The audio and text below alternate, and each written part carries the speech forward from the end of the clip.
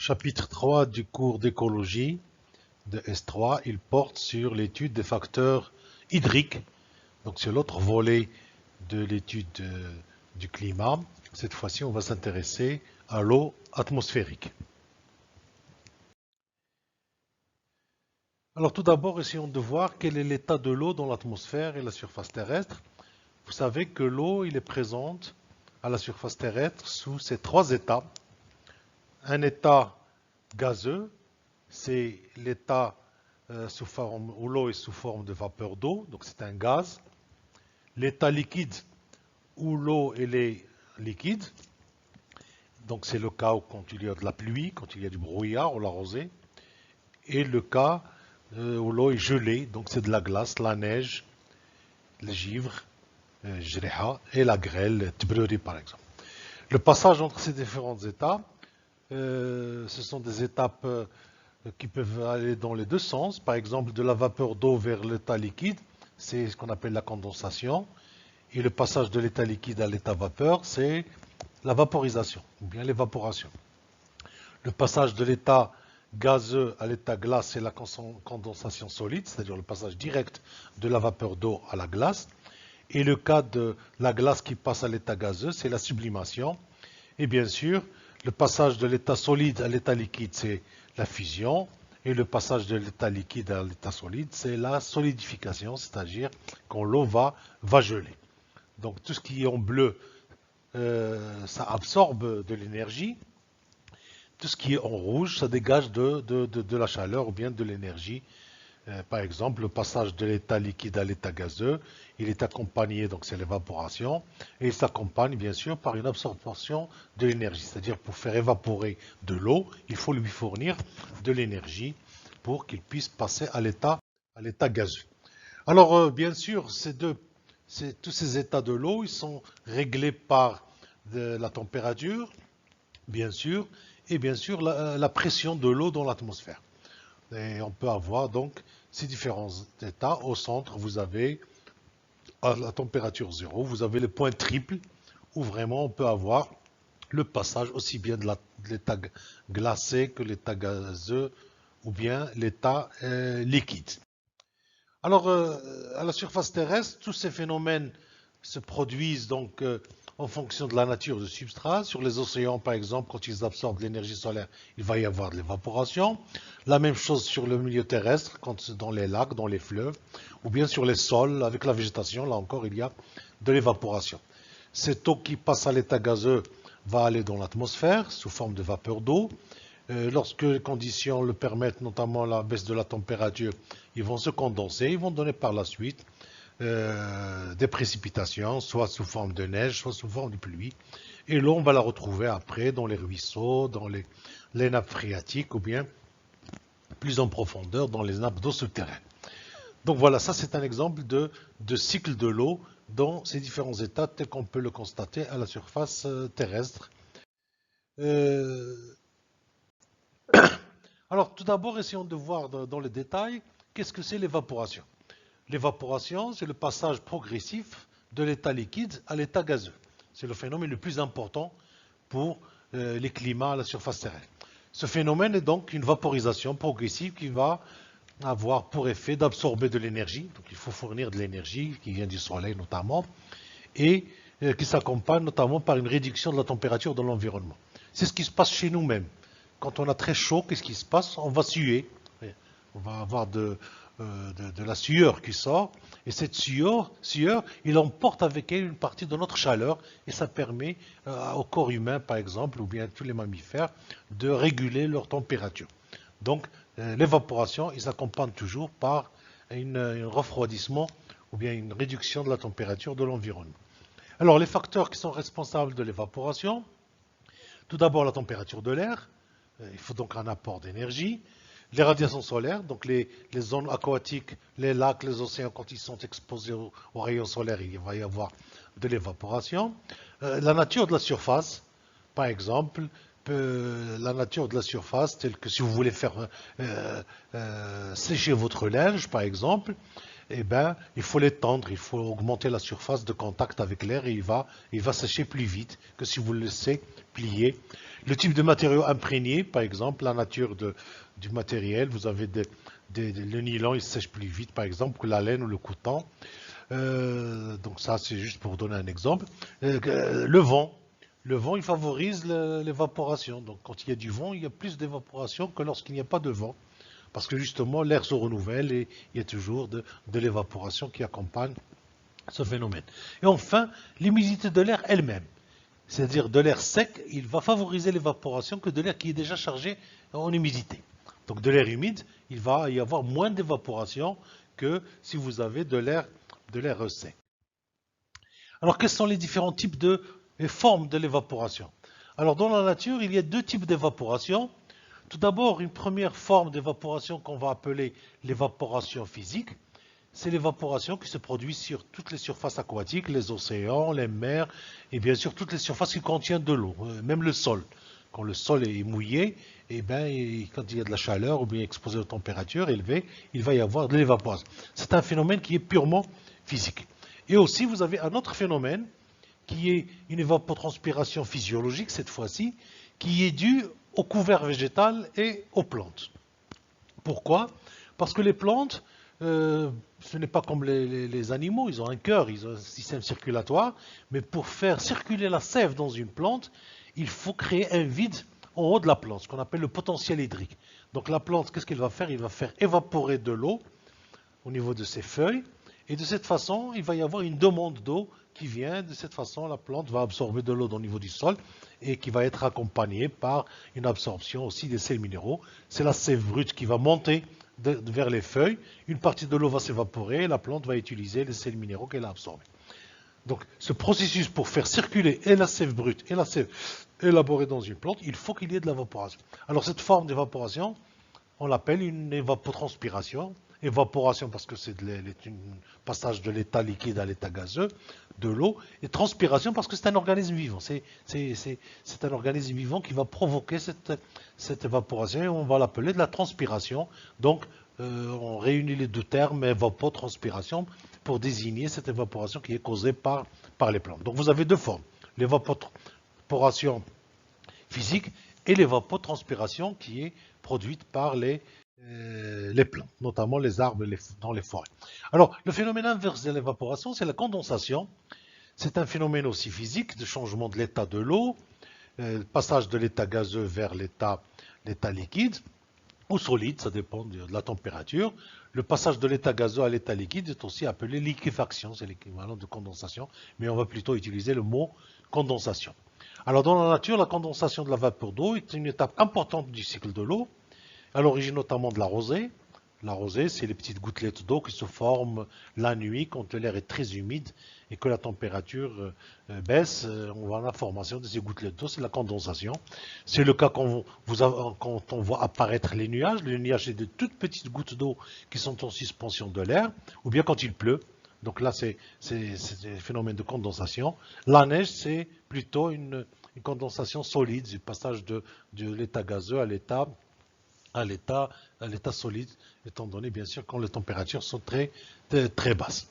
Le brouillard givrant, c'est la givre qui apparaît sur les surfaces froides, notamment, on peut le constater même à Marrakech, lorsque vous avez une nuit fraîche où la température peut descendre jusqu'à 0 degré. Sur les voitures, on voit apparaître une couche de glace, c'est le givre qui se forme sur les voitures. Donc, ce qu'il faut retenir de ces deux phénomènes, l'évaporation et la condensation, c'est que l'évaporation s'accompagne toujours par un refroidissement de l'air, donc une température qui va baisser. Et la condensation, le phénomène inverse, il s'accompagne toujours par un dégagement de chaleur. C'est la chaleur qui a été absorbée au moment de l'évaporation, il est restitué au milieu lorsque vous avez la condensation. Donc notez bien ces deux phénomènes qui s'accompagnent dans un cas avec un refroidissement, dans un autre cas avec une augmentation de température. Alors, on va parler de l'humidité absolue.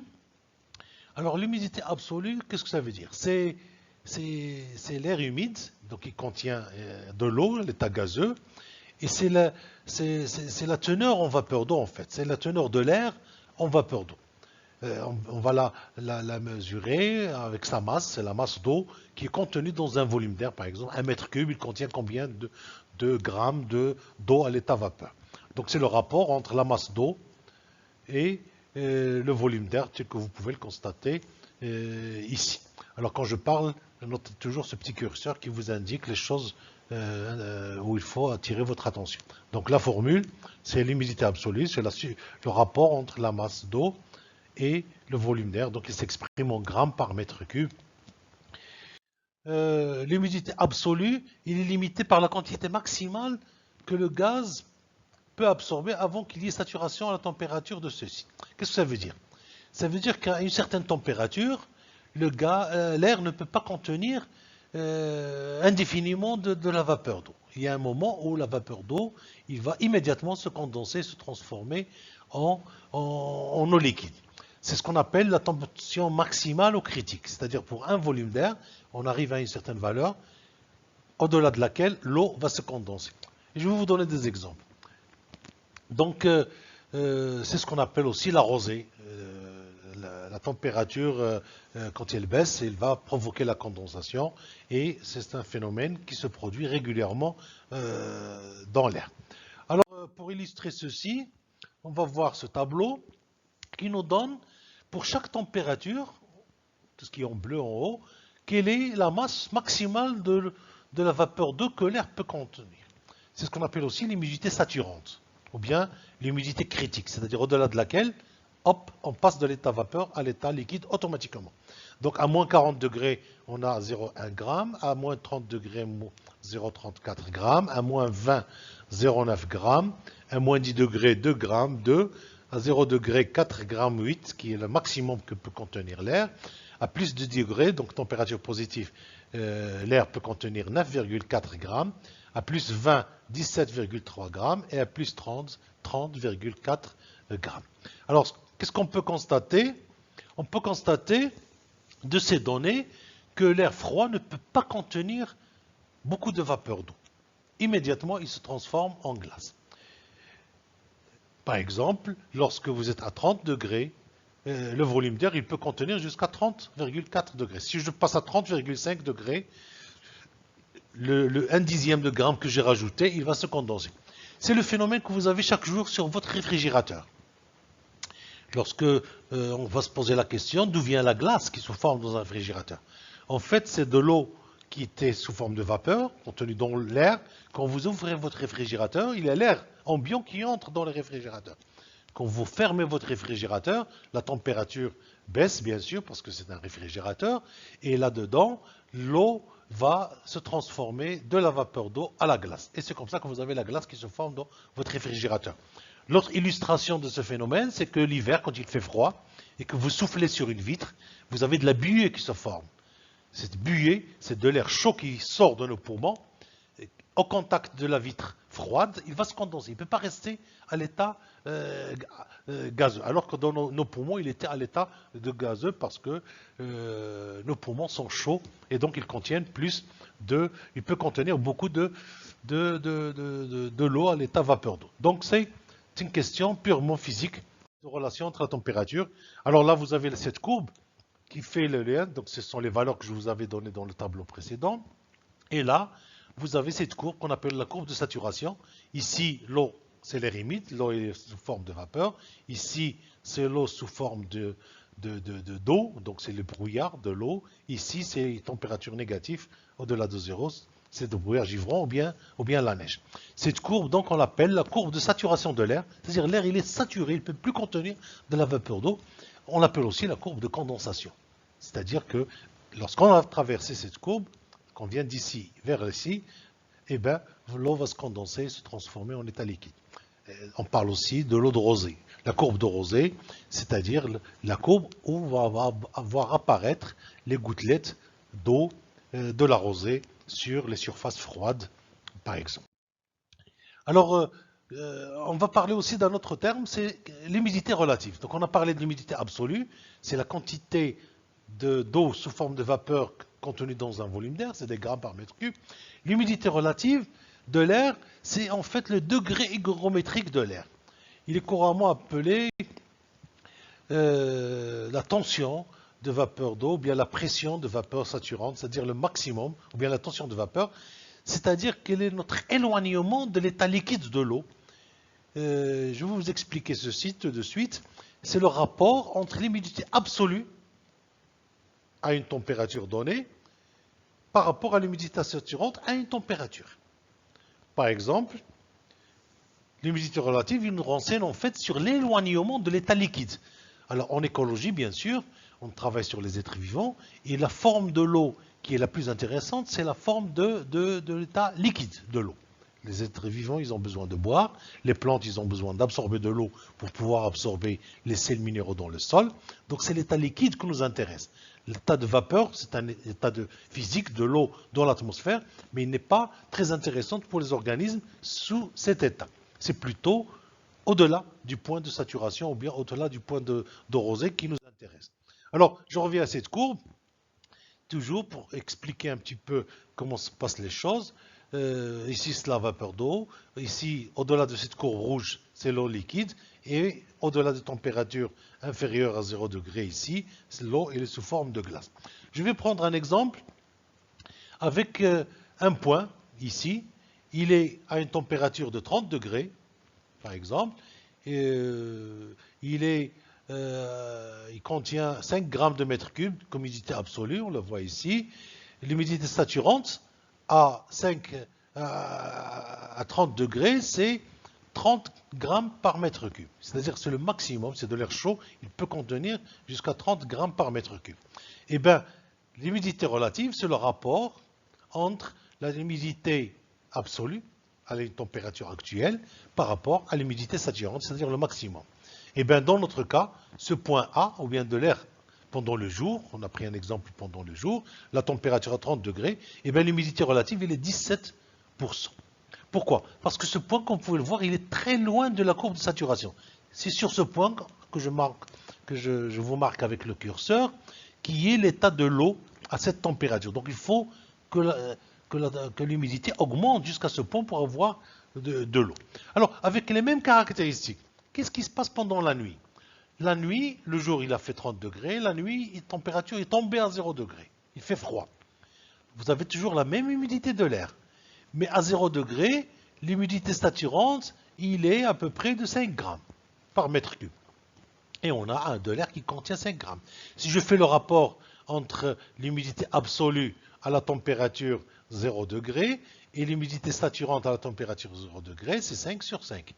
Multiplié par 100, ça nous donne 100% d'humidité. Qu'est-ce que ça veut dire? Que l'air est saturé et je vais avoir ici, le point, il a évolué, le point 2, il est passé à ce point-là, et bien sûr, la température permet la condensation et je vais avoir formation de la rosée. Donc c'est ce qui se passe pendant l'hiver. Le jour, il peut faire température jusqu'à 30 degrés avec une certaine quantité d'humidité. Mais la nuit, le fait que la température diminue, sans qu'on rajoute de l'humidité dans l'air, ce point-là, il va évoluer. Au fur et à mesure que la température diminue, il arrive jusqu'ici. C'est le même cas qui se produit dans votre réfrigérateur. C'est de l'air chaud, ambiant, qui entre dans le réfrigérateur. Sa température diminue. À un certain moment, il se condense, il se transforme en glace. Entre ce point A, 1 ici, à la même température, lorsque j'arrive ici, eh bien, c'est ce qui me manque. C'est ce qu'on appelle DH, c'est le déficit hydrique.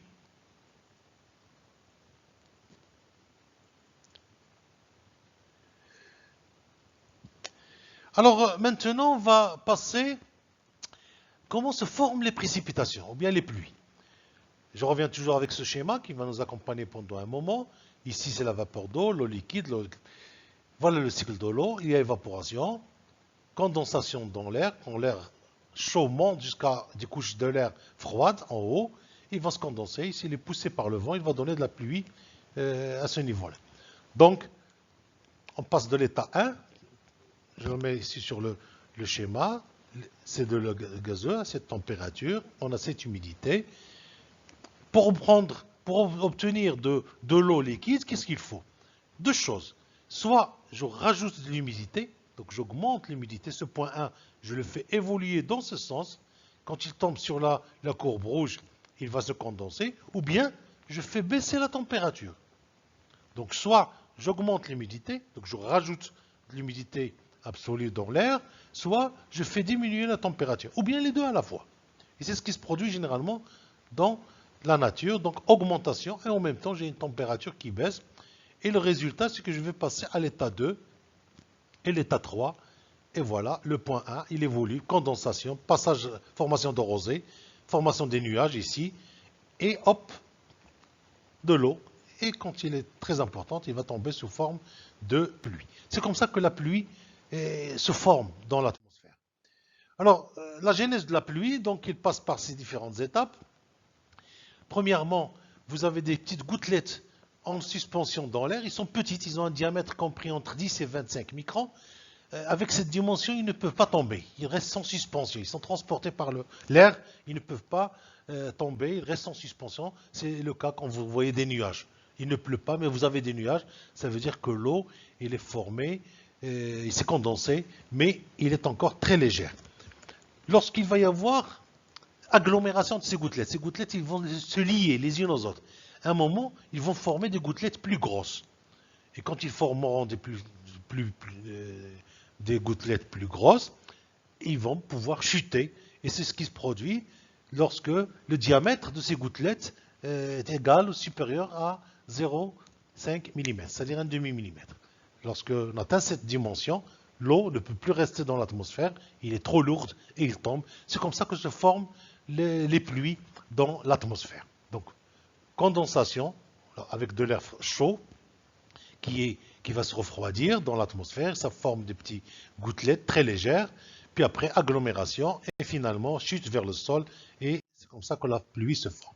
Alors, c'est voilà cette eau qui va traverser les écosystèmes, traverser les milieux aquatiques vers le milieu terrestre et il va générer, donc ce schéma, il résume un petit peu tout le cycle de l'eau à l'état naturel, évaporation sur les surfaces d'eau, condensation dans l'atmosphère, parce que quand on monte en atmosphère, on l'a déjà vu dans le chapitre précédent, la température va baisser, il va faire froid, et enfin, condensation, ça va donner de la pluie, précipitation. Ici, le vent va transporter ces nuages. Regardez, il commence petit, puis après il se condense. Et ça va donner soit de la neige, soit de la pluie. Ça va ruisseler dans les rivières, les cours d'eau. Sublimation sur la neige qui va passer directement à l'état gazeux. Puis après, ça va remplir les lacs, infiltration dans le sol, dans les nappes phréatiques. Et voilà, donc le cycle de l'eau. C'est très important donc de comprendre que ces différentes étapes sont très importantes pour le cycle de l'eau sur nos écosystèmes. Voilà.